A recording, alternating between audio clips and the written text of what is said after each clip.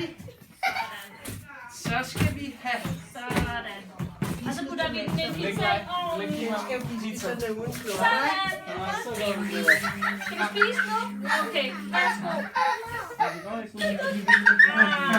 Det var så vigtigt, Søren. Er det god nok nu, den tomat? Skal vi lave det på mig nu? Vil du lave pizza på mig? Hvad skal det?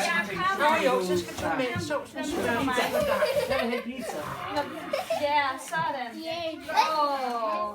Jeg vil gerne have tomatsauce på. Den skal være en pizza. Ja, og så vil jeg gerne have noget salat på. Og hvad for noget slags fyld? Og så vil jeg gerne have nogle kartofler på.